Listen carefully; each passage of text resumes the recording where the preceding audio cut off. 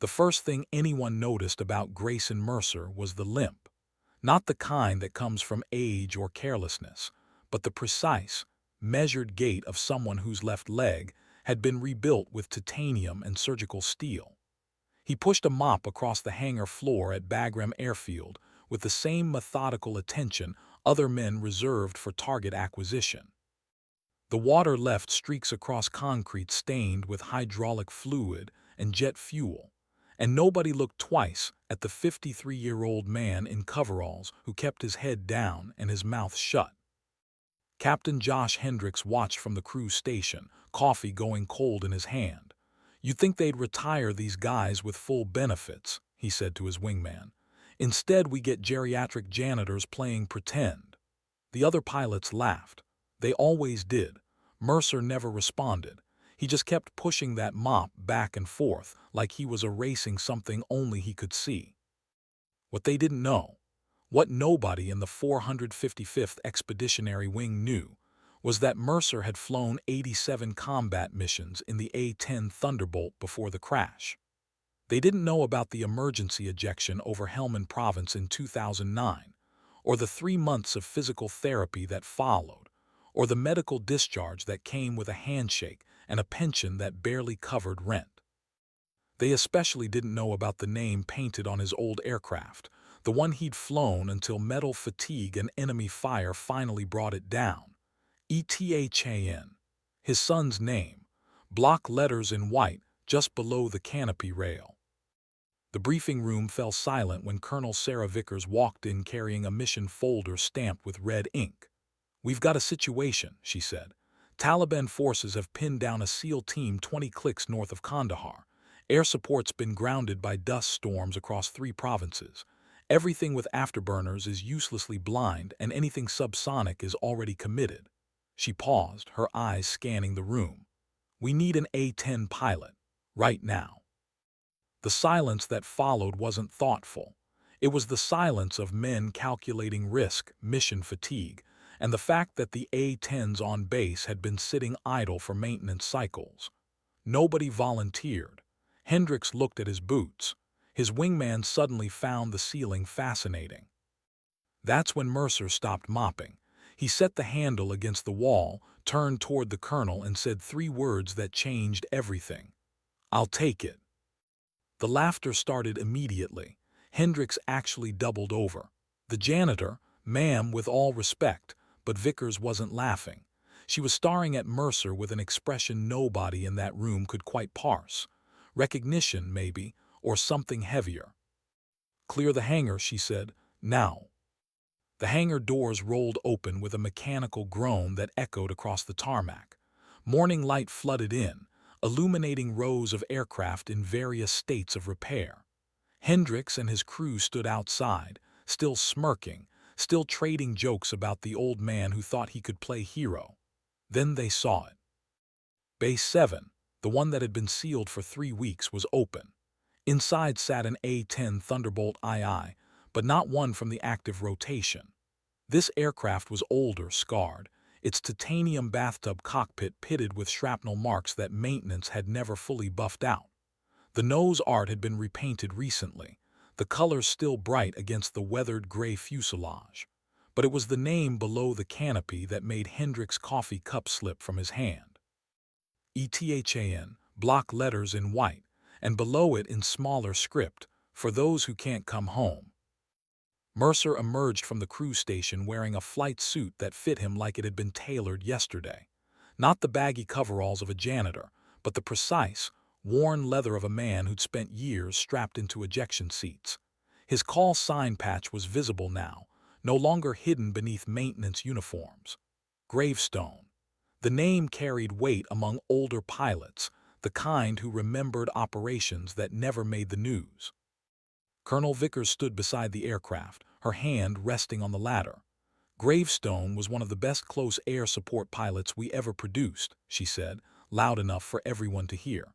"He put his aircraft between enemy fire and ground troops 43 times, never lost a soldier under his watch. Not once." She looked directly at Hendricks. "He didn't retire. He was medically discharged after ejecting from this exact aircraft to avoid crashing into a village. Saved 200 civilians, shattered his leg in 4 places. Mercer climbed the ladder slowly, each step deliberate. His hands moved across the cockpit with muscle memory that transcended time, flipping switches, checking systems, running through pre-flight procedures that were second nature. The engines spooled up with the distinctive whine of the General Electric TF-34 turbofans, a sound that made veterans pause and remember. "Tower, this is Gravestone 1-1. Mercer's voice came across the radio, steady and calm. "Requesting immediate clearance for combat sortie, emergency CAS mission, 20 clicks north of Kandahar." The tower controller hesitated. "Gravestone, confirm your pilot status. Our records show." "Records are 3 years out of date," Vickers cut in. "Gravestone is reactivated under emergency combat provisions. Clear him for takeoff." Hendricks stood frozen on the tarmac, watching the A-10 taxi toward the runway. The morning sun caught the name painted below the canopy, and for the first time he wondered what it meant, wondered who Ethan was, wondered what kind of man paints his son's name on an instrument of war. The GAU-8 Avenger cannon protruded from the nose like a promise. 7 barrels, 30 mm, capable of firing 65 rounds per second. The aircraft itself was built around that gun, an ungainly machine that shouldn't fly but somehow did, low and slow and utterly devastating.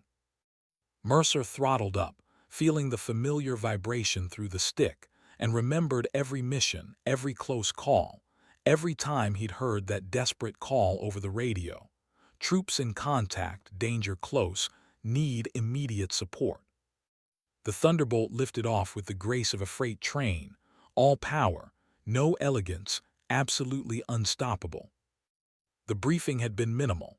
SEAL Team 6, 8 operators pinned in a compound by Taliban fighters who'd learned patience. No aerial support for 40 minutes. Casualties mounting. The coordinates burned in Mercer's mind as he pushed the throttle forward, keeping altitude low, using the terrain. Afghanistan's mountains rose like broken teeth, peaks still holding morning snow despite the summer heat in the valleys. "Gravestone, this is Blackjack Actual," the radio crackled. Senior Chief Matt Holloway's voice carried the controlled calm of a man who'd seen worse but not by much. "We've got approximately 50 hostiles in buildings north and east of our position. RPGs, heavy machine guns, at least 2 technical vehicles. We're down to 40% ammunition, 2 wounded, and we're completely surrounded." Mercer checked his weapons display. 500 rounds of 30 mm high-explosive incendiary, 6 AGM-65 Maverick missiles, 2 Mark 82 500-pound bombs, and most importantly, the Warthog's ability to fly slow enough, low enough, to see exactly who needed killing. "Blackjack, Gravestone copies. I'm 2 minutes out. Can you mark your position with strobes?" "Negative. Too much enemy observation. We're in a 3-story compound, southwest corner. Only intact structure with blue tarps on the roof." Mercer's eyes scanned the horizon, reading the landscape the way some men read books. The compound came into view, and with it, the tactical situation that made his jaw tight. The SEALs were boxed in perfectly, enemy positions arranged in overlapping fields of fire. Whoever commanded those Taliban fighters understood infantry tactics. This wasn't the amateur hour of early war insurgencies. This was professional. "Blackjack, I have visual on your position. Stay low. This is going to be loud." He rolled the Thunderbolt into a banking turn, losing altitude, bringing the aircraft down to 800 feet. The enemy saw him coming and didn't care. They'd seen American aircraft before, watched them circle high and safe, waiting for JDAMs and precision strikes that never came close enough. They didn't understand what the A-10 was built for. Mercer triggered the GAU-8. The sound defied description. Not a roar or a crack, but something deeper, a mechanical thunder that seemed to tear holes in reality itself. The cannon fired at such velocity that the recoil actually slowed the aircraft, and the depleted uranium rounds hit the ground in a line of destruction that turned hardened fighters into vapor. The technical truck exploded, ammunition cooking off in secondary blasts that sent shrapnel through mud walls. "Jesus Christ," someone breathed over the radio. Not a SEAL. One of the pilots back at Bagram listening to the frequency. Mercer pulled up, banking hard, already lining up his second run. The Taliban fighters scattered, trying to relocate, but movement was exactly what he needed. The infrared targeting pod painted them in stark contrast against the cold morning ground. He pickled a Maverick, watched it streak downward on a column of smoke, and the building the fighters had been using collapsed inward like a broken promise. "Blackjack, you've got enemy personnel fleeing north toward the tree line. Confirm weapons free on those positions." Gravestone confirmed weapons free. Nothing friendly north of our pose. The second gun run was surgical. Mercer walked the 30mm rounds across the fleeing fighters with the precision of a man who'd spent decades perfecting the art. Not glory, not spectacle, just grim, necessary work that kept good men breathing. The radio chatter from Bagram had changed. No more jokes, no more laughter, just silence and the sound of Gravestone's aircraft doing what it was built for, saving lives by taking them. Hendricks stood in the operations center, watching the feed from the Predator drone orbiting high above the engagement. The quality was grainy, the angle distant, but the effects of Mercer's attack were unmistakable. Entire buildings reduced to rubble, enemy positions systematically destroyed, and that A-10, that ugly, beautiful machine, circling the SEAL position like a guardian angel with a cannon. "How long has it been?" someone asked. The operations officer checked his watch. 4 minutes since first rounds. He's already expended half his ammunition. 4 minutes, it looks like an artillery barrage. "That's Gravestone." Colonel Vickers stood in the back of the room, arms crossed, watching the screen with an expression that might have been pride or grief or both. He doesn't waste time. He doesn't waste rounds. He sees what needs to die and he kills it. On the drone feed, the A-10 rolled inverted, presenting its belly to the sky, then pulled through a split test that brought it screaming down toward a cluster of buildings. The Maverick missile launch was visible as a bright flash, and 3 seconds later the building ceased to exist. Mercer's voice came through calm and professional. "Blackjack, threat assessment. I've neutralized approximately 30 to 35 hostiles. Still reading scattered resistance east of your position, but the organized attack has broken. Can you confirm?" Gravestone Blackjack confirms. "Enemy fire has ceased. You just saved 8 American lives." There was a pause. Just 2 seconds, but everyone listening heard it. The weight of what that meant. "Copy that, Blackjack. I'm Winchester on Mavericks, but still carrying plenty of 30 Mike. I'll maintain orbit until your exfil arrives." Hendricks found his voice. "Gravestone, this is Bagram Actual. We have a Chinook spinning up for emergency extraction. ETA 15 minutes. "Roger Bagram, I'll keep the sky clear." The next 15 minutes were a masterclass in close air support. Mercer orbited the compound in a tight circle, engines throttled back, conserving fuel, but ready to engage at the first sign of renewed attack. The Taliban fighters who'd survived learned quickly that approaching the compound meant death from above. They melted back into the mountains, leaving their dead behind. When the Chinook finally arrived, its door gunners barely fired a shot. Gravestone had cleared the landing zone so thoroughly that the SEALs walked to the helicopter without taking incoming fire. Not a single round. Just silence, smoke, and the bodies of men who'd made the mistake of thinking they could kill American soldiers with impunity. Gravestone Blackjack Actual. We're secure aboard the bird and lifting off. I don't know who you are, but you just gave us all a tomorrow. Thank you doesn't cover it. Stay safe, Blackjack. Gravestone returning to base. The A-10 pulled out of orbit, turning south, climbing to fuel-efficient altitude. Behind it, the compound was a ruin. In front, Bagram waited with questions nobody had thought to ask. The landing was textbook.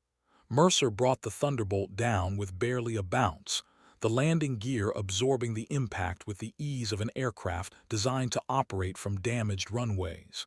He taxied back to Bay 7, engines winding down, and for a moment he just sat in the cockpit, hands still on the stick, breathing. The canopy opened. The heat of the day rushed in, replacing the cool, recycled air of the pressurized cabin. Mercer climbed down slowly, his leg protesting each step, and found himself facing a hangar full of silent pilots. Nobody laughed. Nobody made jokes. They just stared at the man they dismissed as a janitor, trying to reconcile what they'd witnessed. Colonel Vickers stepped forward. "Gravestone, welcome back." Mercer nodded. "Thank you, ma'am," requesting permission to return to duty. "Permanently. If you'll have me." She smiled, and it was the kind of smile that carried the weight of years. "We'd be honored." Hendricks approached, his earlier arrogance gone. "Sir, I owe you an apology. I said things." "You said what everyone thinks," Mercer interrupted.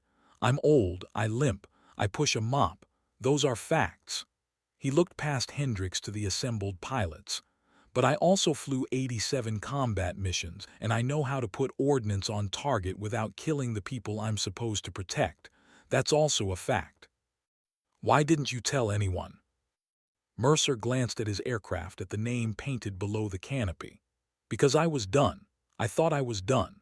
I lost my son to an IED in Fallujah 6 months before I ejected from this bird.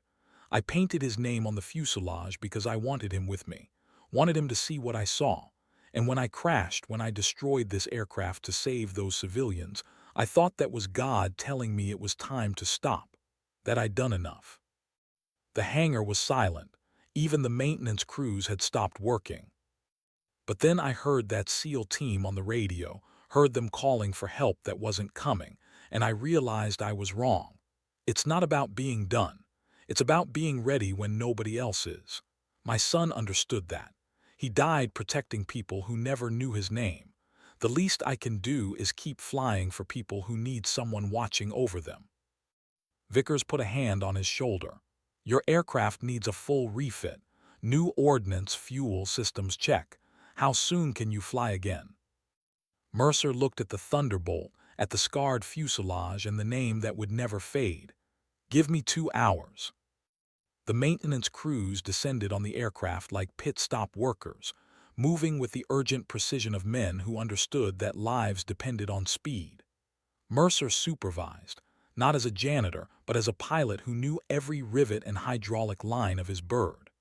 The coveralls were gone, replaced by the flight suit that bore patches from squadrons that no longer existed, campaigns that history had half forgotten.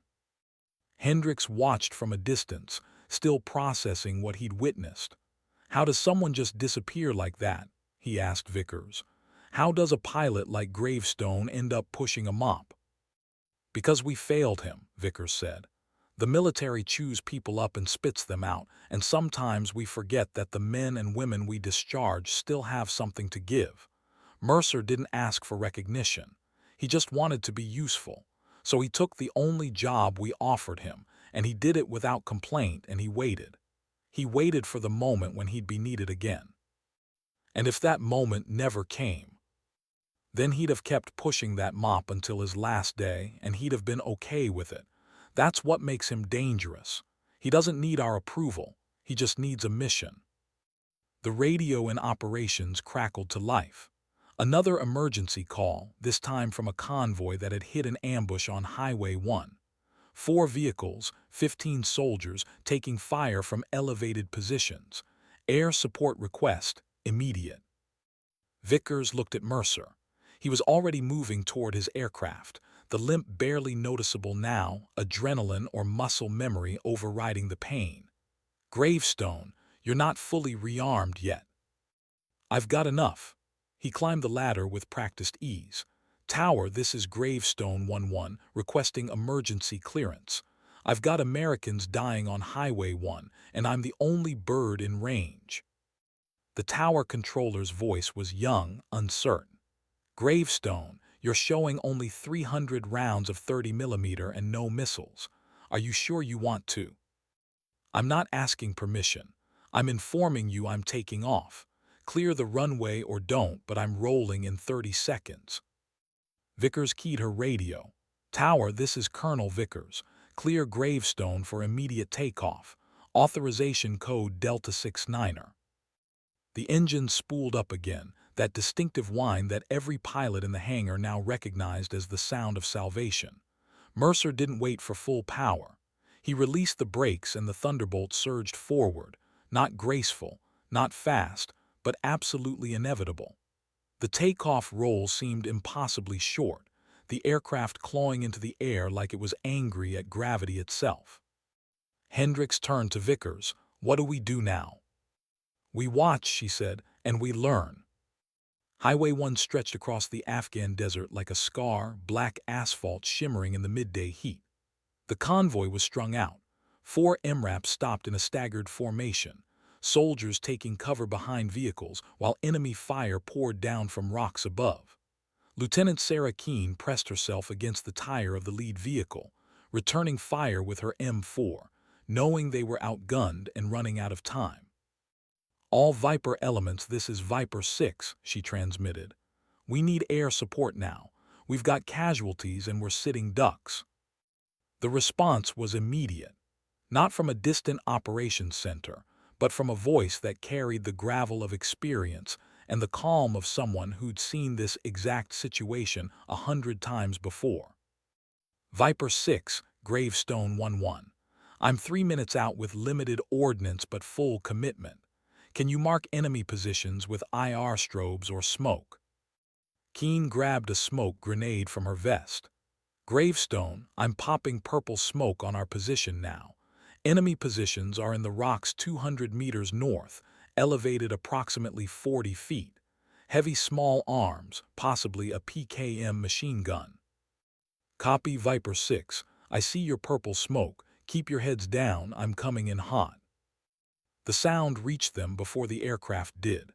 That mechanical thunder, the GAU-8 Avenger cannon turning air into a solid wall of depleted uranium.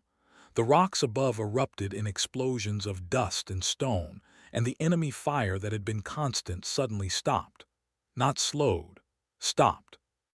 Mercer pulled up, banking hard, his eyes scanning for secondary targets. The infrared pod showed 2 heat signatures trying to flank the convoy from the east. He adjusted, rolled in, and put a 5-second burst exactly where it needed to be. The signatures disappeared. "Viper 6, you're clear to move. Get your wounded to the trail vehicle and prepare for emergency evac. I've got a dust-off helicopter 5 minutes behind me." Keene didn't waste time with gratitude. She barked orders to her squad, and they moved with the efficiency of soldiers who knew they'd just been given a second chance. The wounded were loaded carefully, tourniquets checked, morphine administered. By the time the Black Hawk arrived, they were ready. Mercer orbited above, his ammunition counter reading 38 rounds. Not enough for another engagement. Barely enough for a warning burst. But he stayed, circling that convoy like a promise, until the helicopter lifted off with the wounded and the remaining vehicles were rolling again. "Gravestone, Viper 6, I don't know how to thank you." "You just did, Lieutenant. Stay safe out there." The flight back to Bagram was quieter. Mercer ran through post-mission procedures, checking fuel consumption, hydraulic pressure, engine performance. Everything by the book, everything precise. But his mind was elsewhere, replaying the mission, analyzing what he could have done better, faster, more efficiently. It was a habit ingrained by 2 decades of flying combat missions, and 3 years of pushing a mop hadn't dulled it. The hangar was crowded when he landed. Word had spread fast in the way it does on military bases, person to person, until everyone knew that Gravestone was back and flying like he'd never left. The pilots who'd laughed that morning now stood in respectful silence as the A-10 taxied into Bay 7.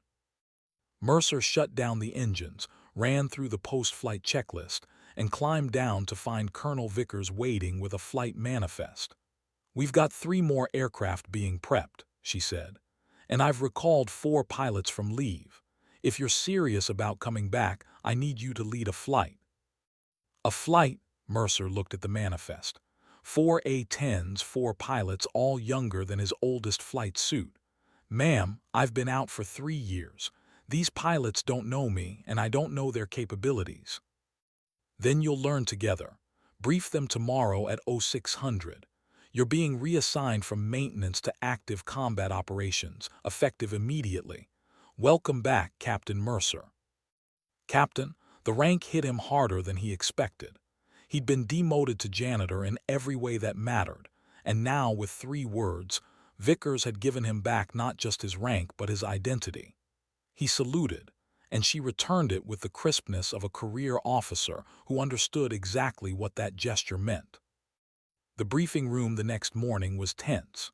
4 pilots sat around the table. Hendricks, whom Mercer already knew, Captain Lisa Park, a sharp-eyed woman with 2 deployments and a reputation for precision, First Lieutenant Marcus Tewo, fresh from training but top of his class, and Major Dean Russo, a veteran close to Mercer's age who'd flown F-16s before transitioning to the Thunderbolt. Mercer stood at the front of the room, mission folder open, his flight suit showing the wear of yesterday's combat. "Morning. I'm Captain Grayson Mercer, call sign Gravestone. I'll be leading this flight for the foreseeable future. Before we discuss today's mission, we need to establish some ground rules." Hendricks shifted uncomfortably. The others waited. "First, rank doesn't matter in the cockpit. If you see something I miss, you call it. I don't care if you're a lieutenant or a colonel. Lives depend on communication, not ego. Second, the A-10 is not a fighter jet. We don't dogfight, we don't chase glory, and we don't put on air shows. We kill what needs killing, and we protect the people on the ground. That's our only job. Third, if you ever hear me say break off, you break off immediately, no questions. I've got more hours in this bird than all of you combined, and I will not lose a pilot because they hesitated." Park raised her hand. "Captain, what's our mission today?" Mercer pulled up the satellite imagery on the briefing screen. "We've received intelligence about a Taliban compound 40 kilometers northwest of Kandahar. Suspected weapons cache, possibly including Russian-supplied anti-aircraft missiles. JSOC wants it neutralized before those missiles find their way to more populated areas. We're going in as a flight of 4 coordinated strike, sequential bomb runs. Park and Tewo will make the first pass with Mark 82s. Russo and I will follow with Mavericks for precision cleanup. Hendricks, you're our eyes in the sky. You'll orbit at 12,000 feet with the targeting pod and feed us real-time intel." "Why not just call in a B-52 and flatten the whole area?" Tewo asked. "Because intel suggests there may be civilians in the nearby village. We need surgical strikes, not carpet bombing. That's why we fly low and slow. That's why we exist." The mission brief took 90 minutes, covering every possible contingency, every abort scenario, every communication protocol. Mercer didn't rush. He walked them through each phase with the patience of a man who understood that preparation saved lives. By the time they walked to their aircraft, everyone knew their role, their target, and what would happen if things went wrong. The flight to the target took 40 minutes. 4 A-10s in finger four formation, spread wide enough to avoid collateral damage from AAA fire but close enough to provide mutual support. Mercer flew lead, his aircraft slightly ahead, his eyes scanning the horizon and the tactical display simultaneously. "Gravestone flight target area in 5 minutes. Park, Tewo, begin your approach from the south. Russo, you're with me on the second wave. Hendricks, go high and give me a clear picture." The responses came back crisp and professional. Whatever doubts these pilots had about following a man who'd been pushing a mop yesterday, they set them aside. The mission was what mattered. Park's voice came through first. "Gravestone 2, tally target. I have visual on the compound. 3 buildings, approximately 40 feet separation. No visible anti-aircraft positions." "Copy 2. Weapons free, make your run. The two A-10s dove, not steep but deliberate, their bomb releases timed perfectly. The Mark 82s fell in sequence, two from each aircraft, and the compound disappeared in a cloud of dust and fire. Secondary explosions followed immediately, ammunition cooking off, confirming the intelligence about weapons storage. Good hits, Hendricks called from above. I'm reading significant thermal signatures from the detonations. Taiwo, you nailed the western building perfectly. Mercer circled, watching the dust settle, his eyes searching for any remaining structures. The infrared pod showed hot spots but nothing indicating active threats. He was about to call the mission complete when Hendricks' voice cut through, sharp and urgent. Gravestone lead, I've got movement. 500 meters east of the compound, I'm seeing vehicles. 3 technicals, heavy weapons mounted. They're bugging out. Mercer's decision was instantaneous. Gravestone 3, you're with me. Park Taiwo, maintain orbit and cover our 6. We're going hunting. He rolled the Thunderbolt into a banking turn, dropping altitude, the target area coming into focus. The technical trucks were moving fast, trying to reach the cover of a wadi that would shield them from aerial attack. They were 30 seconds from safety. Mercer didn't give them 20. He triggered the GAU-8, and the familiar thunder rolled across the desert. The lead technical disintegrated, the heavy machine gun mounted in its bed flying through the air like a toy. Russo followed immediately, his cannon run turning the second vehicle into scrap metal. The third truck made it to the wadi, but wadis provided cover from above, not from angles. Mercer pulled up, banked hard, and came in low, almost level with the ground. The technical driver never saw him coming. The Maverick missile hit the truck dead center, and the explosion sent a fireball rolling up the wadi walls. Gravestone lead, all targets destroyed, Hendricks confirmed. Area is clear. Copy. Gravestone flight, form up on me. We're heading home. The return flight was quiet, each pilot lost in their own thoughts. Mercer knew what they were processing, the transition from training to live combat, the reality of what their weapons did to human bodies, the strange mix of exhilaration and horror that came with their first confirmed kills. He'd felt it all on his first mission 30 years ago, and he felt it now, muted by experience but never entirely gone. They landed in sequence, Mercer touching down last, and taxied to the flight line where maintenance crews waited. The post-mission debrief was thorough, Mercer walking through each phase, pointing out what went well and what needed improvement. He didn't sugarcoat mistakes, but he didn't humiliate either. Just clear, direct feedback delivered with the authority of experience. Park, your bomb run was textbook. Taiwo, you were 2 seconds late on your release. That's 2 seconds the enemy could have been shooting at you. Tighten it up. Russo, solid work on the follow-up. Hendricks, your intel feed was exactly what we needed. Good eyes. He dismissed them with a reminder about the next day's training flight, then walked alone back to Base 7, where his aircraft waited. The maintenance chief, a grizzled tech sergeant named Kowalski, was already inspecting the airframe, checking for damage, counting expended ordnance. She held up well, Kowalski said, though you're burning through ammunition faster than we can requisition it. Supply chain's already asking questions. Tell them to ask faster, we've got more missions coming. You really back for good. Mercer looked at the name painted below the canopy. E-10. Yeah, he said quietly, I'm back. That night, alone in his quarters, Mercer pulled out a worn photograph from his footlocker. Ethan at 22, marine dress uniform, standing at attention, eyes forward. The same eyes Mercer saw in the mirror every morning, the same determined set to his jaw. The photo had been taken 2 weeks before his son deployed to Iraq, and 3 months before the IED turned his convoy into a funeral procession. He'd carried that photo through 87 missions, tucked into his helmet bag, a reminder of why he flew.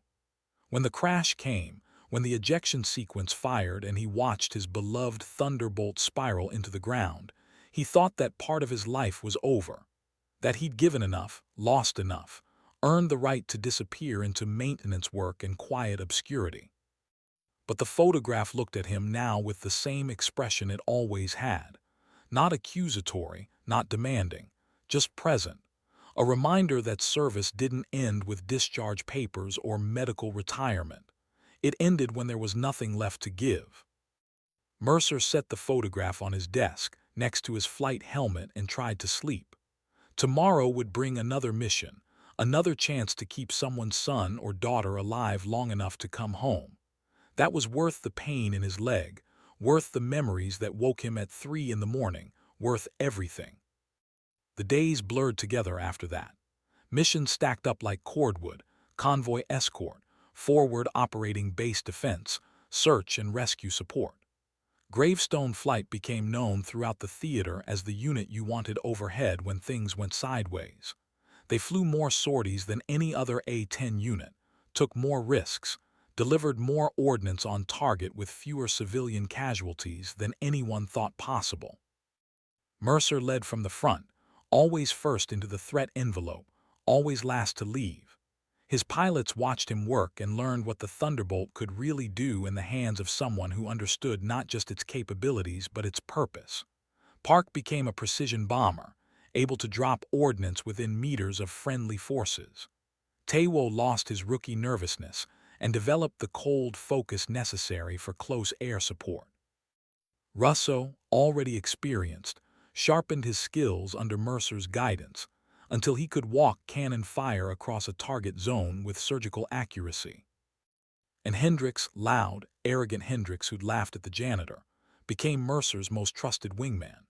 He learned humility in the sky, learned that real courage wasn't about swagger, but about showing up when you were terrified and doing the job anyway.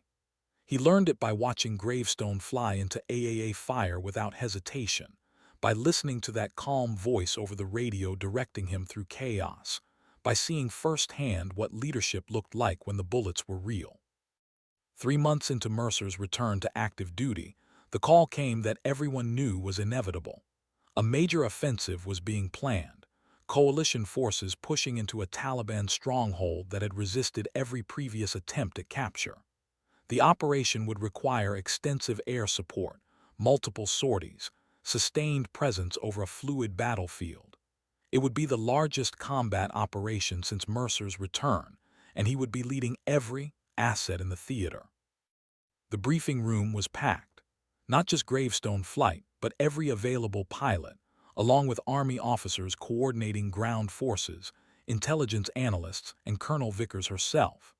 The satellite imagery showed a valley complex, multiple fortified positions, estimated enemy strength of 200 fighters. The objective was to secure the valley and establish a forward operating base that would give coalition forces control over a strategic corridor into Pakistan. Mercer stood at the front of the room, laser pointer in hand, his voice carrying to the back row. This operation will last approximately 18 hours. We'll be flying in shifts, maintaining constant presence over the battlefield. Ground forces will advance in 3 phases. Our job is to suppress enemy positions, provide close air support during the advance, and neutralize any counterattacks before they develop momentum. He clicked through tactical maps, each one marked with potential threats and engagement zones. The enemy knows we're coming. They've had weeks to prepare defenses. We should expect heavy anti-aircraft fire, RPGs, possibly MA and PADS. Stay low when engaging, pull out hard, and never make the same approach twice. If you take fire, call it immediately so other flights can adjust. Park raised her hand. Captain, what's our loadout? Maximum ordnance. Full gun rounds, 6 Mavericks per bird and 2 Mark 82s. We'll have tankers on station for refueling, but ammunition is finite. Make every shot count. The briefing continued for 3 hours, covering communications protocols, medical evacuation procedures, search and rescue assets. By the time Mercer dismissed them, everyone understood the stakes. This wasn't a quick strike mission. This was sustained combat, the kind where fatigue and mistakes could stack up into catastrophe. They launched at 0400, 6 hours before the ground offensive kicked off. Gravestone Flight went in first, establishing air superiority, mapping enemy positions, creating the tactical picture that follow-on forces would need. Mercer flew lead, his aircraft loaded heavy, the weight comforting in its lethality. The valley appeared in the pre-dawn darkness, a black void between mountain ridges. Infrared showed the heat signatures of buildings, vehicles, fighting positions. The Taliban had turned this place into a fortress, and they were waiting. All flights, this is Gravestone lead. Target area is hot. I'm picking up multiple radar emissions. They've got anti-aircraft assets active. Hendricks, start mapping those sites. Everyone else, stay high until we've cleared a corridor. The first missile launch was almost beautiful in its terror. A streak of light rising from the valley floor, tracking toward Russell's aircraft with malevolent precision. The missile warning alarm screamed in every cockpit simultaneously. Gravestone 3, break left. Mercer's voice cut through the panic. Deploy flares, full countermeasures. Russell reacted instantly, throwing the Thunderbolt into a banking turn that tested the limits of the airframe's G-tolerance. Flares burst out behind him, burning bright against the darkness, and the missile took the bait, detonating harmlessly 200 feet away. But the damage was done. The enemy had revealed themselves, shown their hand, and now Mercer knew exactly where to strike. All flights, I have a target. Stand by for immediate suppression. He rolled in, dropping altitude with reckless precision, his targeting computer locking onto the source of the missile launch. The Maverick streaked down on a pillar of fire, and the anti-aircraft sight disappeared in an explosion that lit the valley like daylight. Gravestone lead, good kill, Hendricks called. I'm reading 2 more SAM sites lighting up, coordinates transmitting now. Park and Taiwo took the second site. Russo nailed the third. Within 5 minutes, the sky belonged to Gravestone Flight, and the ground forces received the signal to begin their advance. What followed was 18 hours of controlled chaos. Mercer's aircraft became a fixture over the battlefield, an angel of death that appeared whenever enemy forces massed for a counterattack. He flew 4 sorties, landing only to rearm and refuel before returning to the fight. His pilots rotated through, maintaining constant coverage, their voices over the radio becoming a lifeline for the soldiers pushing through the valley. The ground offensive met fierce resistance. Taliban fighters defending prepared positions, fighting with the desperation of men who knew retreat meant death. They used RPGs against armored vehicles, machine guns to pin down advancing infantry, mortars to interdict supply lines. But every time they concentrated their forces, every time they tried to establish a strong point, Gravestone Flight appeared and turned their positions into craters. Mercer watched the battle unfold through his targeting pod, calling corrections to artillery, directing helicopter assaults, coordinating with fast movers that dropped JDAMs on command bunkers. He existed in that strange mental state where exhaustion and adrenaline merge, where time becomes elastic, and every decision must be perfect because lives depend on it. Gravestone lead, this is Python 6, the ground force commander called. His voice carried the stress of continuous combat. We're taking heavy fire from a compound at grid November Whiskey 3748. Multiple casualties. Can you provide immediate support? Mercer was already banking toward the coordinates. Python 6, Gravestone inbound. Confirm no friendlies within 200 meters of that grid. Confirmed. Closest element is 300 meters south. Copy. Danger close engagement 30 seconds. He came in low, the Thunderbolt skimming ridgelines, and acquired the target visually. A compound built into the hillside, walls reinforced with stone, enemy fighters moving between buildings. The tactical problem was clear. Too many structures for missiles, too close to friendly forces for bombs. This required the gun. Mercer lined up his run with the precision of 30 years' experience. The GAU-8 spoke its thunder, and the compound walls exploded inward. Stone and mortar turned to dust. He pulled up, rolled, came around for a second pass, this time targeting the fighters who'd scattered into the open. The cannon rounds tracked them like a scythe through wheat, and the return fire that had been pinning down Python 6 suddenly stopped. Gravestone lead Python 6. Target neutralized. You just saved 30 lives. Mercer didn't respond. He was already searching for the next threat, the next emergency, the next moment where his aircraft could make the difference between survival and catastrophe. The battle raged on, and he was its conductor, orchestrating destruction with a precision that bordered on artistry. By hour 12, fatigue was setting in. Not just physical, though his body ached from hours strapped into the ejection seat, but mental. The constant vigilance, the endless decisions, the weight of knowing that every choice could mean someone lived or died. His hands trembled slightly on the stick, and he forced them steady through sheer will. Gravestone lead, you need to come back and rest.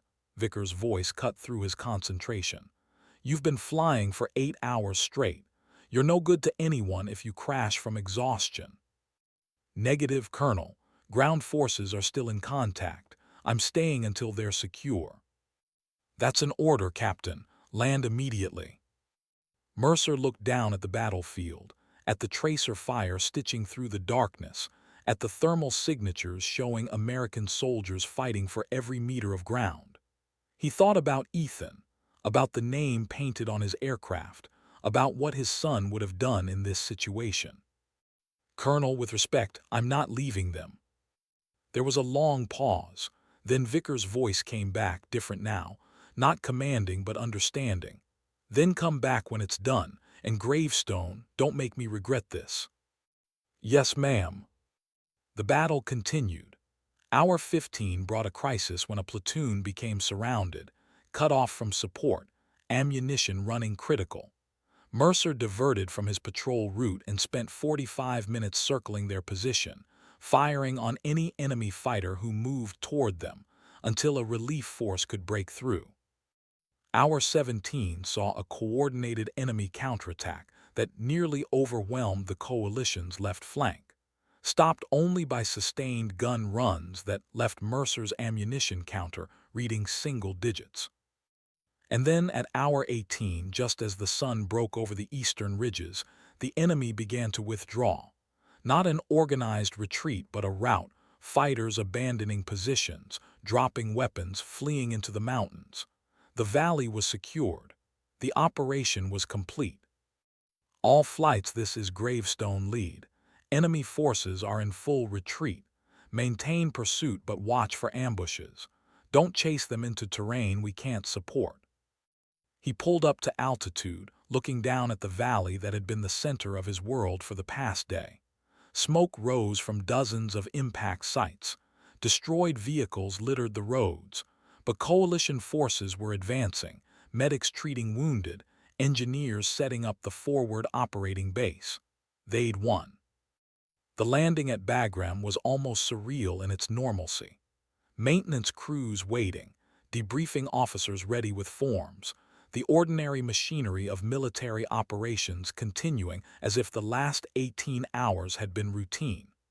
Mercer shut down his engines and sat in the cockpit for a long moment, too tired to move, too wired to sleep. Kowalski appeared at the ladder, looking up with an expression that might have been worry or respect. "Captain, you need help getting down." "No, Chief, I'm good."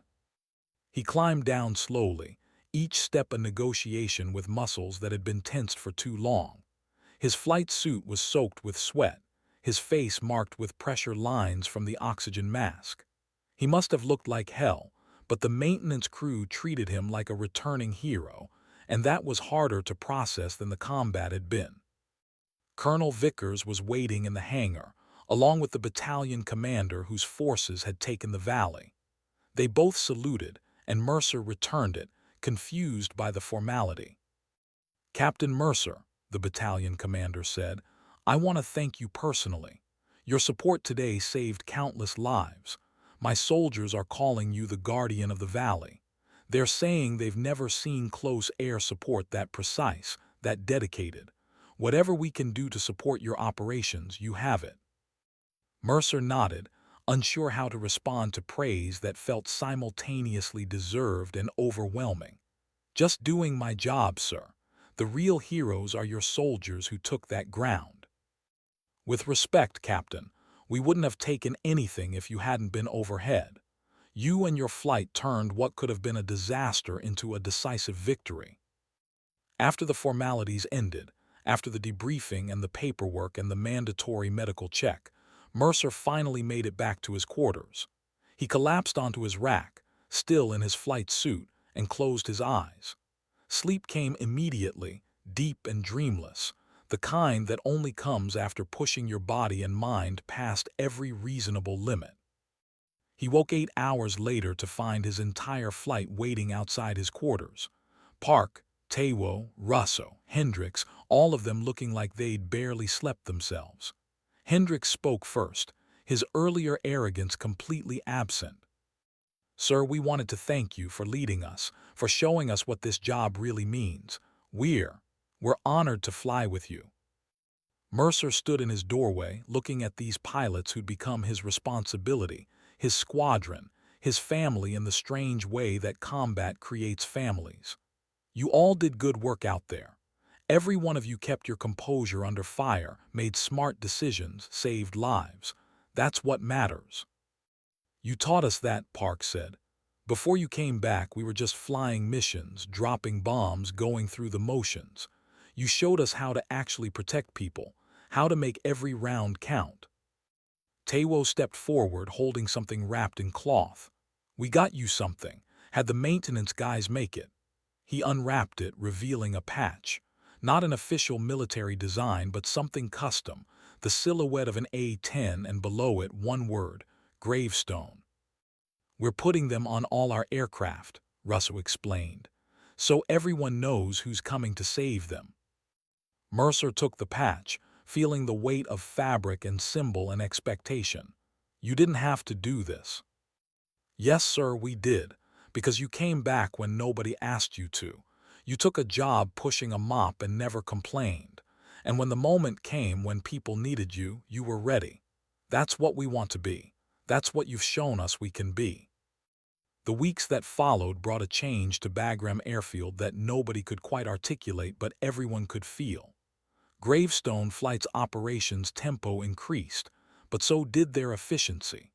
Missions that would have taken hours of planning and multiple aircraft now happened with surgical precision, minimal ordnance, maximum effect. The pilots who'd once seen Mercer as a relic, a janitor playing soldier, now sought his guidance, asking questions about tactics, learning the finer points of close air support from a master of the craft. But success brought scrutiny. Higher command noticed the unusual effectiveness of a unit led by a pilot who'd been medically discharged, and questions emerged about procedures, regulations, the wisdom of keeping someone in active combat who'd already given so much. The paperwork started arriving, requests for medical evaluations, fitness for duty assessments, pointed questions about whether Captain Mercer's presence in the cockpit represented acceptable risk. Colonel Vickers fought every inquiry with the ferocity of someone defending a principle more important than regulation. She pointed to mission success rates, to the lives saved, to the testimony of ground force commanders who credited Gravestone Flight with turning the tide in multiple engagements. But bureaucracy had its own momentum, and eventually the order came down. Captain Grayson Mercer was to report to Landstuhl Regional Medical Center in Germany for a comprehensive evaluation. Until cleared, he was grounded. The morning he got the order, Mercer stood in Bay 7, looking at his aircraft. ETHAN, the name still bright, still watching. He'd flown 32 missions since coming back, logged over 200 combat hours, helped establish Gravestone Flight as one of the most effective close air support units in theater. And now they were taking it away again, not because he'd failed, but because he didn't fit neatly into their system. "It's not fair," Hendricks said, standing beside him. "You've proven yourself a dozen times over. Fair doesn't enter into it. The military has rules for a reason.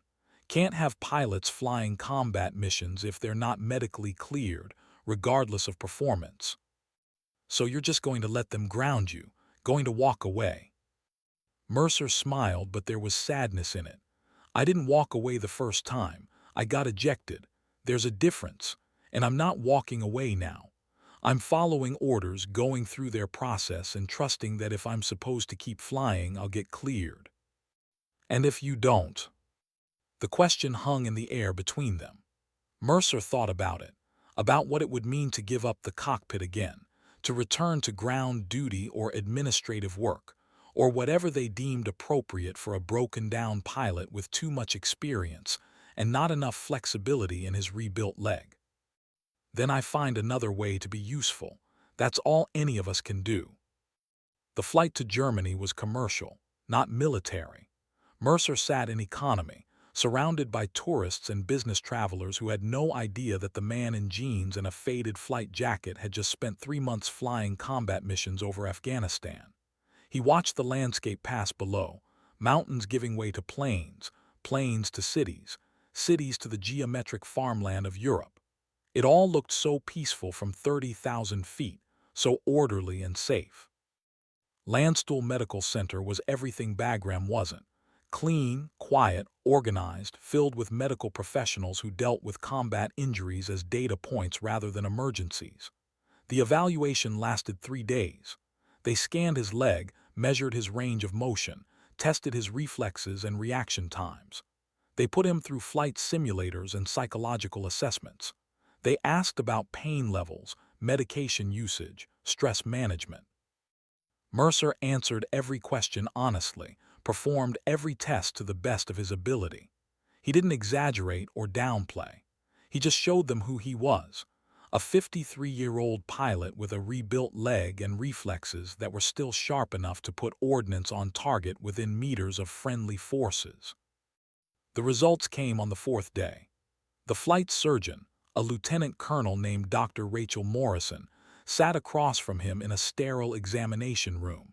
She had his file open, pages of medical data and performance reviews, and her expression was carefully neutral. "Captain Mercer, I'll be direct. Your physical condition is remarkable given the severity of your original injury. Your range of motion is 90% of normal. Your reaction times are well within acceptable parameters for pilots your age, and your simulator scores actually exceed current standards for A-10 operations." Relief started to build in Mercer's chest, but Morrison's expression stopped it cold. "However," she continued, "the regulations are clear. Pilots who have undergone the level of reconstructive surgery you've received require annual medical evaluations, not just initial clearance. Your original discharge was based on standards that still apply. While you've demonstrated you can perform the physical tasks required for flight operations, the long-term sustainability is questionable. The stress you're placing on that leg during combat operations could lead to catastrophic failure, not just of your body, but of your aircraft and mission." "Doctor, I've flown 32 missions without incident. My physical condition hasn't compromised a single operation." "I understand that. I've read the mission reports. You're an exceptional pilot, Captain, but my job isn't to evaluate your skill. It's to evaluate whether your body can sustain the demands we're placing on it. And frankly, I'm concerned that we're asking too much." Mercer leaned forward, his voice calm but carrying the weight of conviction. "With respect, ma'am, I know my limitations better than any test can measure. I know when my leg is reaching its tolerance, and I manage accordingly. I don't take unnecessary risks. I don't push past the point where I become a liability. But what I do provide is experience that can't be replaced and capabilities that are saving lives every day I'm in that cockpit." Morrison closed the file. "I'm going to recommend you for continued flight status, but with conditions. Annual medical evaluations, mandatory. Physical therapy regimen to maintain leg function, non-negotiable, and a reduction in operational tempo. You cannot sustain the mission load you've been flying. Your body will fail, and when it does, people will die. I accept those conditions. Good, she stood, extending her hand. The final decision will come from higher up the chain, but my recommendation carries significant weight. You should have an answer within a week. Until then, you're restricted to non-flight duties. The week felt longer than the 3 months he'd spent flying combat missions. Mercer stayed in Germany, confined to the medical center, watching CNN in the rec room and wondering if his flying days were really over. The news showed footage from Afghanistan, coalition forces consolidating gains, the valley that Gravestone Flight had helped secure now serving as a major supply route. His work had mattered, but would that be enough? The answer came on the 7th day, not from Dr. Morrison, but from Colonel Vickers herself. She arrived in person, walking into the rec room in her dress uniform, and Mercer knew immediately that something significant had happened. "Captain, we need to talk, privately." They found an empty conference room and Vickers closed the door. She didn't sit, just stood across from him, her expression carrying a complexity he couldn't quite parse. "You've been cleared for continued flight status, with the conditions Dr. Morrison outlined. Congratulations." Relief flooded through him, but Vickers' tone suggested there was more. "However, the situation has changed in Afghanistan. In the week you've been gone, we've received new intelligence about a major Taliban offensive being planned. Multiple points of attack, coordinated with foreign fighters from Pakistan and Chechnya. It's going to be the biggest challenge we've faced since the initial invasion." "When?" "Best estimates put it at 2 weeks, maybe less. Coalition forces are preparing defensive positions, but we're going to need every asset we have in the air, every pilot who can fly." Mercer understood what she was asking. "I can be back at Bagram in 24 hours. "That's not why I'm here." Vickers pulled a folder from her briefcase, official papers with multiple stamps and signatures. "High Command has been reviewing Gravestone Flight's performance. They're impressed. Impressed enough that they want to expand the model, create multiple close air support teams using your tactics and training methods." "Ma'am, I'm not an instructor. I'm a line pilot." "You were. Now you're being offered a choice. Stay with Gravestone Flight, continue flying missions, accept the medical restrictions that come with your condition, or take a promotion to major, come back to the States, and help build the next generation of close air support doctrine. Your experience, your methods, codified and taught to every A-10 pilot in the Air Force." The choice crystallized everything Mercer had been wrestling with since his return to active duty. Stay in the fight, keep flying, keep putting himself between danger and the soldiers who needed him. Or step back, accept that his body had limits, and try to make a broader impact by teaching others what he'd learned. "How long do I have to decide?" "The transport leaves tomorrow at 0800. Either you're on it heading back to Afghanistan, or you're heading to Maxwell Air Force Base to start your new assignment." That night Mercer sat in his temporary quarters, the photograph of Ethan on the nightstand beside him. His son stared out from the frame, young and determined and gone, and Mercer wished for the 1,000th time that he could ask for advice. Ethan had always been clearer about these things, seeing paths forward where Mercer saw only fog. "What would you do?" he asked the photograph, knowing it couldn't answer but needing to voice the question anyway. "Would you stay in the fight, or would you try to help more people by stepping back?" The silence offered no answers, but as Mercer sat there in the darkness, he began to realize that perhaps the question itself was wrong. It wasn't about choosing between fighting and teaching. It was about recognizing that service took different forms at different times in a life. He'd flown his missions. He'd proven what he could still do. He'd shown Hendricks and Park and Taiwo and Russo what close air support really meant, not just in technical terms but in the moral weight of putting yourself between death and the people who needed protection. That knowledge wouldn't disappear when he left. They would carry it forward, teach their own wingmen, create a legacy that extended beyond his individual missions. And if he went to Maxwell, if he took that instructor position, how many more pilots could he reach? How many more lives could be saved not by his hands on the stick, but by his knowledge passed on to hundreds of students who would fly thousands of missions? Ethan had understood this, Mercer realized. His son had chosen to be a Marine, knowing he might die because he believed in protecting others. He hadn't measured his impact in combat effectiveness or personal glory. He'd measured it in the people who came home safely because he'd done his job. The decision, when it finally came, felt less like a choice and more like recognition of what had always been true. Mercer was a guardian, whether in the cockpit or in the classroom. The method changed, but the purpose remained constant. Morning found him in Colonel Vickers' temporary office, the official papers spread between them. "I'm accepting the instructor position," he said, "with one condition." "Name it." "I want to return to Bagram first, just for 2 weeks. Train my replacement, make sure Gravestone flight transitions smoothly, say goodbye properly. They deserve that much." Vickers nodded. "Done. But after those 2 weeks you're on the transport to the States. No extensions, no last missions, no just one more." "Agreed." "Agreed." The flight back to Afghanistan felt different. Mercer wasn't returning as a pilot desperate to prove himself or a janitor hiding from his past. He was returning as someone who understood his role was changing, accepting it rather than fighting it. The mountains below looked the same, the scattered compounds and winding roads, but his perspective had shifted.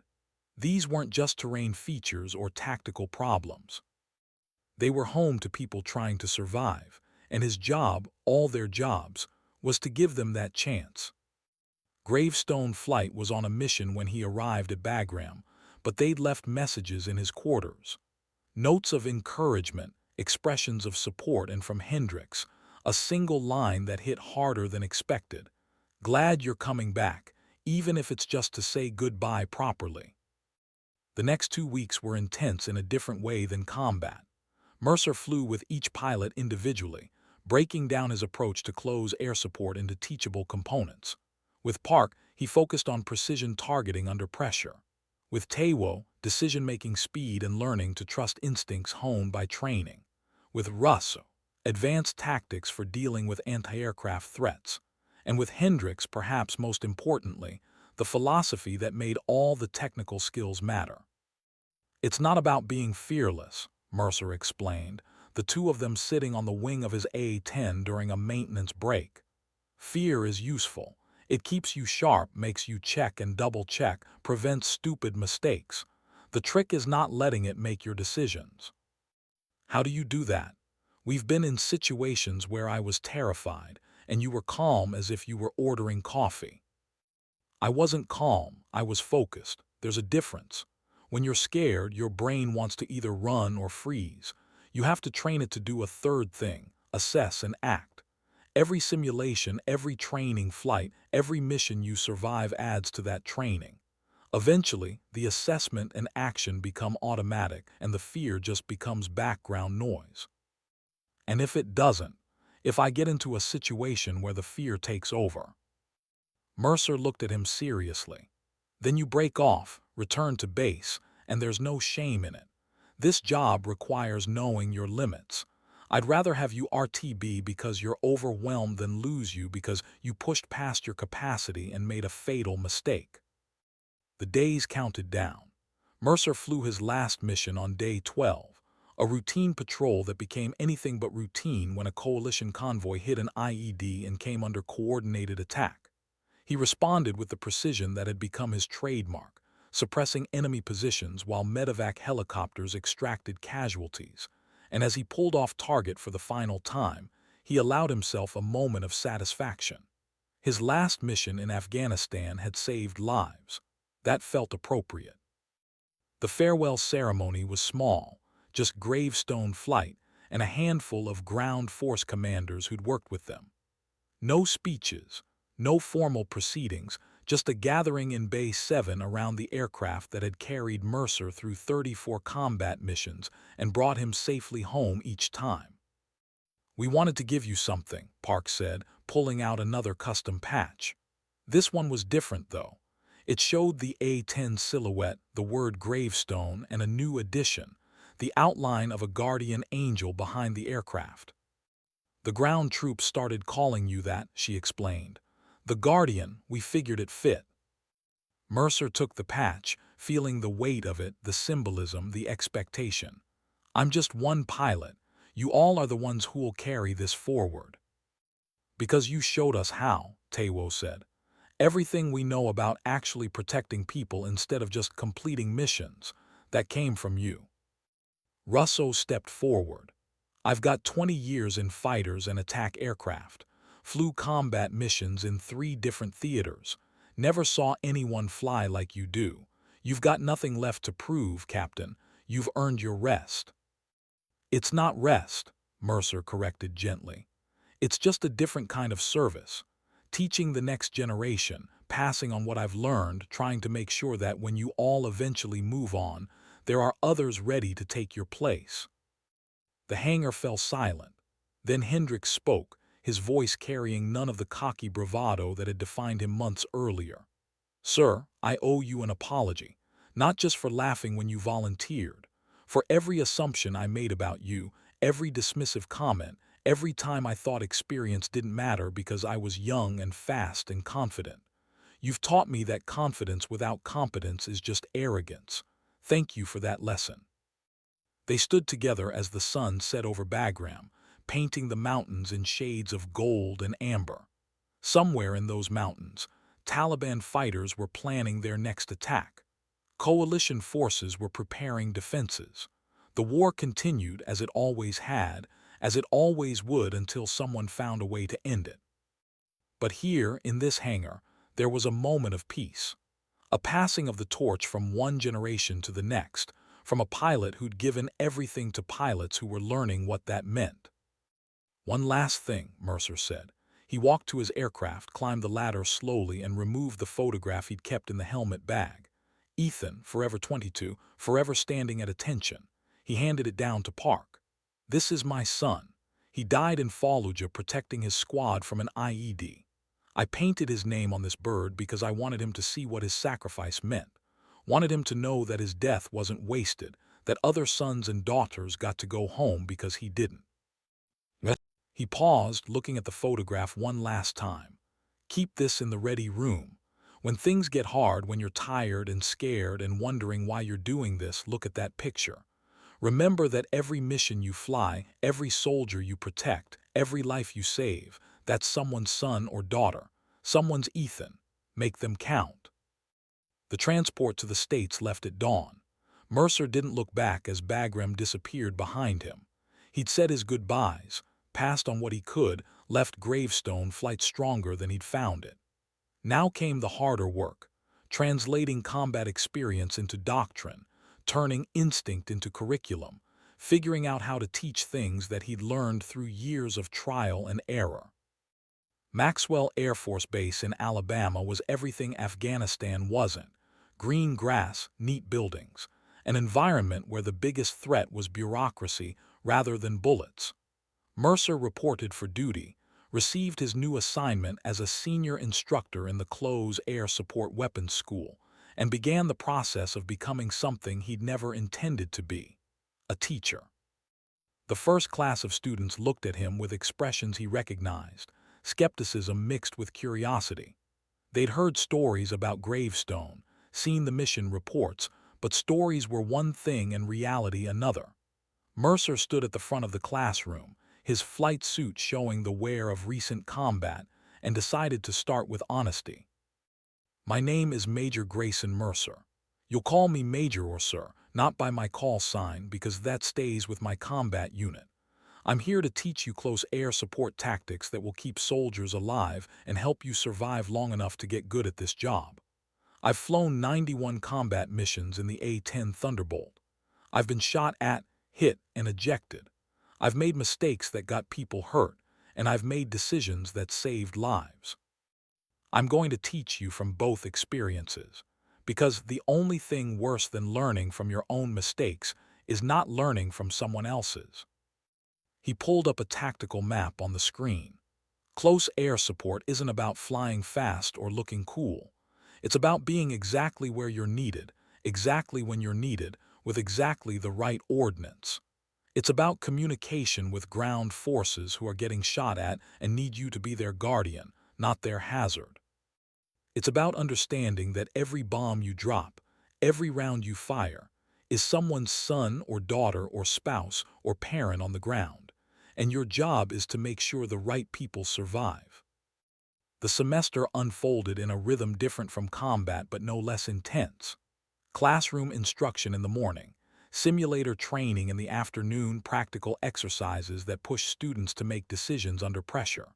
Mercer taught them the technical skills, weapons employment, target identification, radio procedures. But he also taught them the intangibles, the things that couldn't be measured in test scores or sim results. He taught them how to manage fear, how to maintain focus when everything was chaos, how to balance aggression with precision. He told them stories from his missions, not as war stories but as case studies in decision-making under pressure. He brought in ground force commanders to explain what close air support looked like from the receiving end, so his students understood they weren't just flying missions but participating in life-or-death partnerships. And slowly, grudgingly, he began to find satisfaction in the work. It wasn't the immediate gratification of pulling soldiers out of danger, but there was something powerful in watching students grasp concepts that had taken him years to learn. When a lieutenant successfully walked cannon fire within 50 meters of friendlies in the simulator, maintaining perfect control under simulated enemy fire, Mercer felt pride that matched any combat mission. The letters started arriving 6 months into his teaching assignment. Not official correspondence but personal notes from pilots he'd trained. Park, writing to tell him that Gravestone Flight had executed a perfect rescue operation using tactics he'd taught them. Taewo, describing how he'd talked a panicked ground force commander through an engagement, remembering Mercer's lessons about calm communication under pressure. Russo, simply thanking him for showing what leadership looked like when stripped of ego and focused on mission. And Hendricks, who wrote the longest letters describing how Gravestone Flight was now training other units, spreading the doctrine that Mercer had established. "We're creating more gravestones," he wrote, "more guardians. You'd be proud of what you started here." Mercer kept those letters in his desk, reading them during difficult days when teaching felt less impactful than flying. They reminded him that his influence extended beyond his own hands on the stick, that the knowledge he was passing on would save lives in ways he'd never directly witness. The photograph of Ethan held a place of honor in the weapons school-ready room, exactly as Mercer had intended. Students would stop and look at it, asking about the young Marine, and Mercer would tell them about his son's sacrifice, about why the work they were learning mattered. Some of the students had deployed to Iraq, had seen the same kind of devastation that killed Ethan. They understood in ways that civilian instructors never could. 2 years into his teaching assignment, Mercer received notification of a ceremony being held at Bagram. The 455th Expeditionary Wing was dedicating a memorial to pilots who'd served with distinction, and his name was on the list. Not for dying, but for embodying what close air support meant in its purest form. They wanted him there for the dedication. The flight back to Afghanistan felt like traveling through time. Same mountains, same compounds, same war grinding on with no end in sight. But Bagram had changed. New construction, updated facilities, and most significantly, new aircraft bearing the Gravestone patch. The philosophy he'd established had spread, becoming doctrine not just for one flight but for the entire wing. The ceremony was formal, attended by officers he'd never met and soldiers whose names he didn't know but whose lives he'd saved during missions he'd forgotten. They presented him with a plaque, gave speeches about his service, and revealed the memorial, a stone marker with names inscribed, his among them, and a simple dedication, to those who stood between. Afterward, away from the formality, Gravestone Flight gathered for an informal reunion. Park had been promoted to major, now leading her own flight. Tewo commanded a forward operating base's air support coordination. Russo had rotated stateside but was already planning his return, and Hendricks, promoted to captain, had taken over Gravestone flight, leading it with the same dedication Mercer had instilled. "The old man's aircraft is still flying," Hendricks said, leading Mercer to Bay 7. And there it was, maintained meticulously, the name A-10 still bright below the canopy. "We kept it in service. Seemed wrong to retire something that still had fight left in it. Besides, every pilot who flies it knows the story, knows what it represents." Mercer climbed the ladder one more time, his rebuilt leg protesting but manageable. He sat in the cockpit, hands resting on the familiar controls, and for a moment he was young again, invincible again, flying missions that seemed so clear in their purpose. The moment passed, as moments do, and he climbed back down to find his former students waiting. "Thank you," Park said simply, "for coming back when we needed you, for teaching us, for showing us what this job really means." "You would have figured it out," Mercer replied. "You're all good pilots." "Maybe, but we wouldn't have figured it out without losing people first. You gave us that knowledge without the cost. That matters." The visit lasted 3 days. Mercer flew one last orientation flight, not a combat mission but a training exercise, showing a new generation of pilots the terrain and tactics that had defined his service. He visited forward operating bases, talked to ground force commanders, listened to their stories about close air support that had saved them. And everywhere he went, he heard variations of the same theme. Gravestone flight had changed how they thought about air support, transformed it from distant artillery to personal guardianship. On his final night at Bagram, Mercer stood alone in Bay 7, looking at his aircraft one last time. The hangar was quiet, maintenance complete for the day, just him and the machine that had carried him through so much. "I'm done now," he said to the aircraft, to Ethan's name, to whatever ghosts lingered in this place. "Really done. Time to let others carry this forward." The aircraft offered no response, but in the silence, Mercer found something he'd been searching for since Ethan's death: acceptance. Not that his son's sacrifice was acceptable or that war was justified, but that he'd done everything he could to honor that sacrifice. He'd flown every mission he was capable of flying. He'd taught everyone he could reach. He'd built something that would outlast him. That was enough. It had to be enough. The return to Maxwell came with a new clarity of purpose. Mercer threw himself into curriculum development, working with other instructors to formalize the tactics that had worked in combat. He wrote training manuals that were distributed throughout the Air Force, established simulation scenarios based on real missions, created a doctrine for close air support that emphasized protection over destruction. His students graduated and deployed, and reports filtered back about their performance. Lives saved, missions completed successfully, and most importantly, the knowledge being passed on to their own wingmen. The ripples extended outward, each generation of pilots carrying forward the principles Mercer had established, adapting them to new threats and technologies but maintaining the core philosophy: we stand between. 5 years after returning from his final deployment, Mercer received a letter from a pilot he'd never met. A lieutenant named Sarah Chen, flying out of Kandahar, writing to tell him that she'd read his manual on close air support, had studied his mission reports, and had just successfully defended a convoy using tactics he'd developed. "You saved 6 soldiers today," she wrote, "and you weren't even in the aircraft. That's the power of good teaching." Mercer pinned that letter to his office wall, next to the photograph of Ethan. It joined dozens of others, a growing collection of evidence that his work mattered, that the decision to step back from combat and focus on teaching had been right. The students kept coming year after year. Some would become exceptional pilots, others merely competent, but all left his program understanding that their job was about more than flying. They were guardians, standing between violence and the people who needed protection. That knowledge, passed from instructor to student, from veteran to rookie, from father to son in spirit if not blood, was Mercer's true legacy. He retired from active duty at age 60, his rebuilt leg finally demanding rest, his body having given everything it could to the service he loved. The retirement ceremony was well attended, pilots from multiple generations coming to honor the man who taught them what close air support really meant.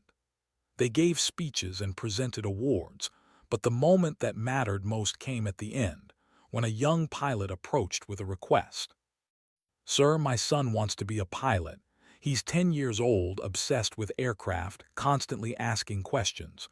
Would you, would you be willing to talk to him, just for a few minutes, tell him what it means to serve?" Mercer looked at the young pilot, seeing himself 30 years earlier, and at the child standing nervously nearby, eyes wide with wonder. "Of course, bring him here." The boy approached shyly, clutching a Model A-10 Thunderbolt. Mercer knelt down, his rebuilt leg protesting, and looked the child in the eyes. "You want to be a pilot?" "Yes, sir.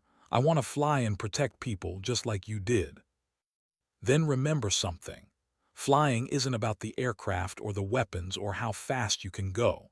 It's about the people on the ground who need you. Every mission you fly, someone's life depends on you doing your job right. That's a big responsibility, but it's also the most important thing you'll ever do." The boy nodded seriously, understanding in the way children sometimes do that this was more than just career advice. "I'll remember, sir." Mercer stood, his hand resting briefly on the child's shoulder, passing on the torch one more time. This boy might never serve, might choose a different path, might never face the choices Mercer had faced. But if he did, if he found himself in a cockpit over a battlefield with lives depending on his decisions, he'd carry forward the knowledge that service meant sacrifice, that protection meant presence, and that sometimes the most important thing you could do was simply be there when someone needed you. The story could have ended there, with Mercer retiring into quiet civilian life, his service complete, his legacy established. But 6 months into retirement, he received a phone call that changed everything. "Major Mercer, this is Colonel Vickers. I need to ask you something, and you can absolutely say no." Mercer settled into his chair, recognizing the tone in her voice. "What is it?" "We're establishing a new program. Veteran pilots with extensive combat experience, teaching advanced tactics not at Maxwell but at forward operating bases. Embedded instruction, putting teachers directly with active units in theater. The pilots would rotate 6-month deployments, spend time in combat zones but not actually flying missions, just observing and teaching." "You want me to go back to Afghanistan?" "I want you to consider it. You'd be a civilian contractor, well compensated, and you'd have complete authority over your curriculum. No flying, no combat, just teaching the way you've been doing at Maxwell, but where it matters most." Mercer looked at the photograph on his desk. Ethan, forever young, forever in uniform. What would his son think of this opportunity? What would he want his father to do? "Let me think about it," Mercer said. "I'll call you back in a week." The decision occupied his thoughts constantly.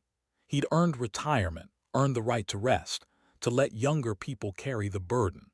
But he'd also seen firsthand how much difference direct instruction could make, how pilots learned better when they could immediately apply lessons in real conditions. The program Vickers described could save hundreds of lives, could create better pilots faster, could extend his influence in ways that desk-bound teaching never could. He talked to former students, asking their opinion. To a person they encouraged him to accept. "Sir, if you'd been at our FOB when we first deployed, teaching us in real time, we'd have been twice as effective," Park told him. "This program could revolutionize how we train pilots." He talked to ground force commanders, asking whether they'd value having an experienced instructor embedded with their air support units. Their enthusiasm was unequivocal. Having someone who understands both the ground and air perspective, who can help pilots see what we see, that would be transformational. And he sat alone in his house, looking at Ethan's photograph, and asked himself the hardest question: am I doing this because it's needed or because I can't let go? The answer, when it came, was both. And that was okay. Service didn't require pure motives, only effective action. If he went back to Afghanistan, embedded with combat units, teaching pilots in real time, he'd save lives. That was enough justification. He called Vickers back. "I'm in. When do I deploy?" The return to Afghanistan at age 60 was different from every previous deployment. Mercer arrived not as a pilot but as a civilian contractor with more authority than most military officers. He was assigned to Kandahar Airfield, given an office in the operations center, and introduced to 3 A-10 squadrons that would be his students. The pilots were younger than any he'd taught before, fresh from training, carrying the confidence of youth and the uncertainty of inexperience. Mercer recognized himself in them, saw the same mixture of eagerness and fear that had defined his own early combat missions. He started with observation. Rather than immediately implementing new training, he spent 2 weeks watching how these squadrons operated, identifying patterns, noting what worked and what didn't. He flew in transport aircraft to forward operating bases, talked to ground force commanders, built relationships with the people whose lives depended on effective close air support. Then he began teaching, but not in classrooms. He taught in ready rooms between missions, using actual combat footage to illustrate points. He taught in debriefings, helping pilots analyze their decisions without judgment, learning from outcomes whether successful or not. He taught by example, occasionally flying in observation seats, showing pilots how to read terrain, identify threats, communicate with ground forces. And slowly, measurably, the squadrons improved. Mission success rates increased. Civilian casualty incidents decreased. Ground force commanders began specifically requesting air support from units Mercer had trained. The program worked, exceeded expectations, became a model that other services wanted to replicate. But success came with cost. At 60, the physical demands of living in a combat zone took their toll. The dust, the heat, the stress of constant alertness wore on Mercer in ways they hadn't when he was younger. His rebuilt leg ached constantly. Fatigue became his default state. He pushed through because the work mattered, but he knew this deployment would be his last. 6 months into the assignment, a major Taliban offensive struck multiple coalition positions simultaneously. Every available aircraft was scrambled, and suddenly, the operations center where Mercer worked transformed from a teaching environment into a desperate coordination hub.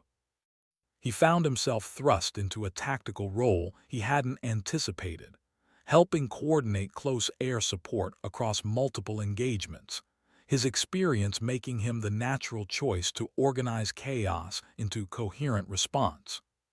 For 14 hours, Mercer directed aircraft to where they were needed most, prioritized targets, managed limited resources across competing emergencies.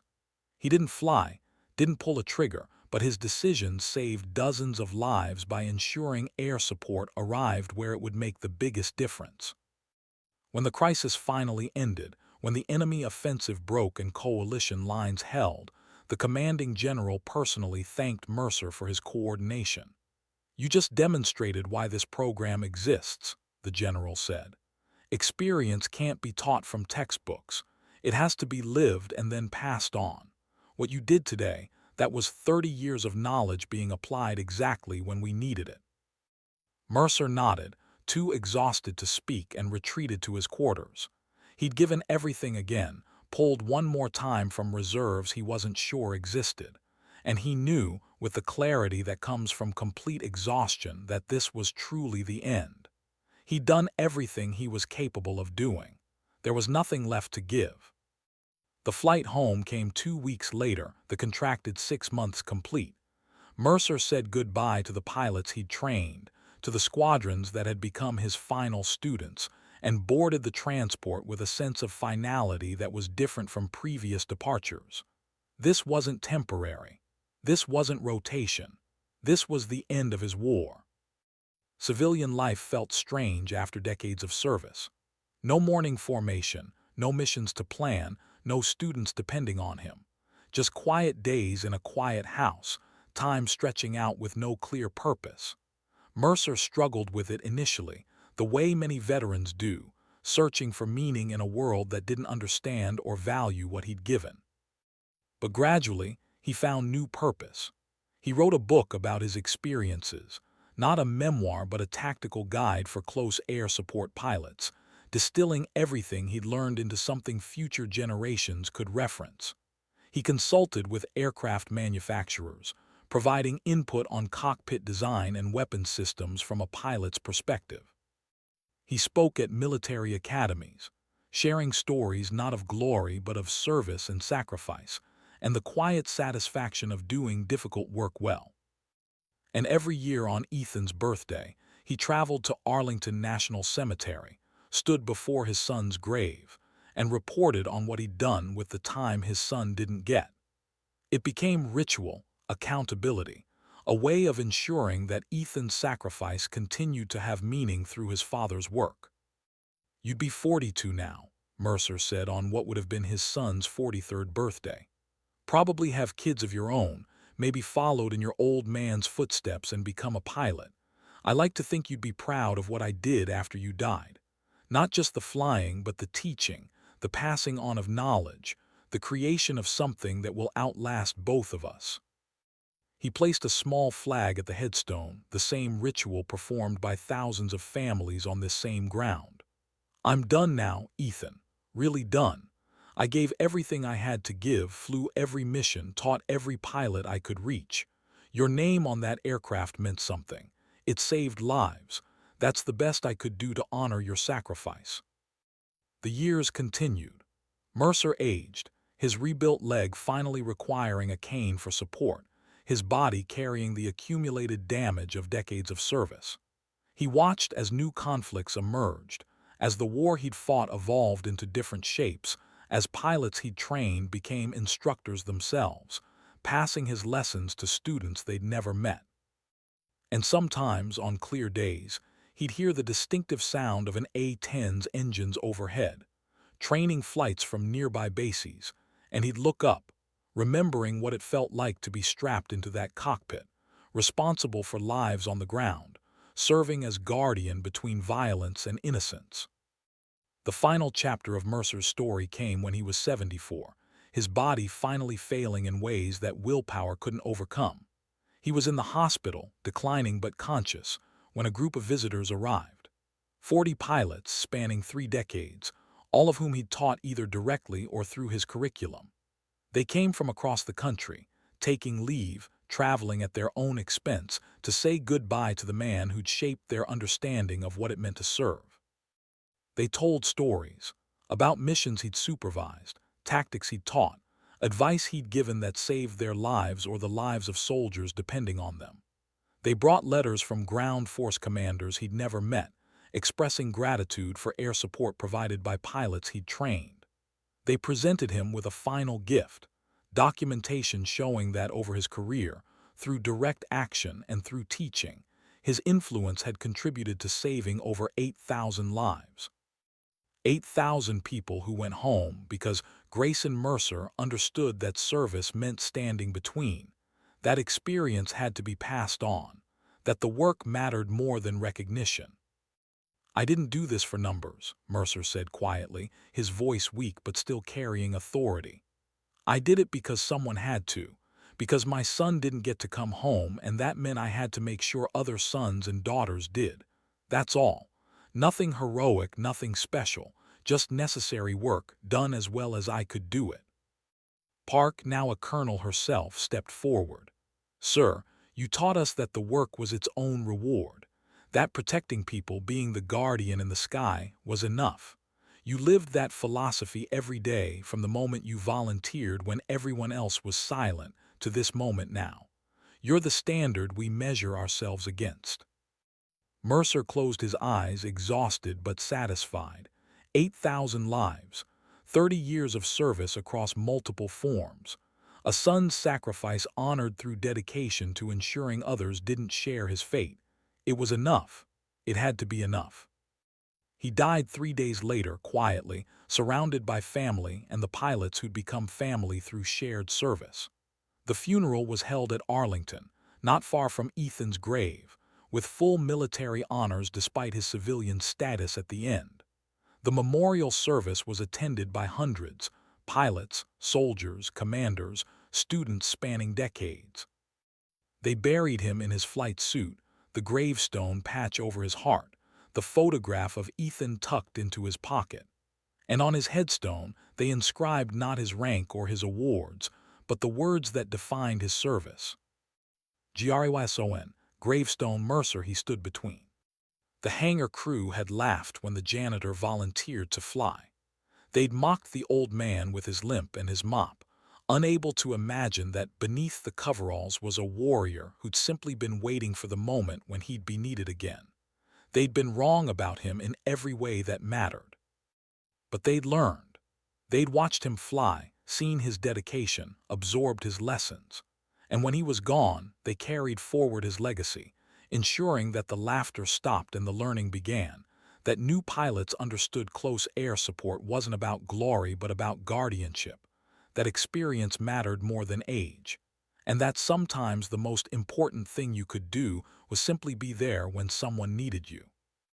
The A-10, with Ethan's name painted below the canopy, continued to fly for years after Mercer's death, maintained meticulously by crews who understood its significance.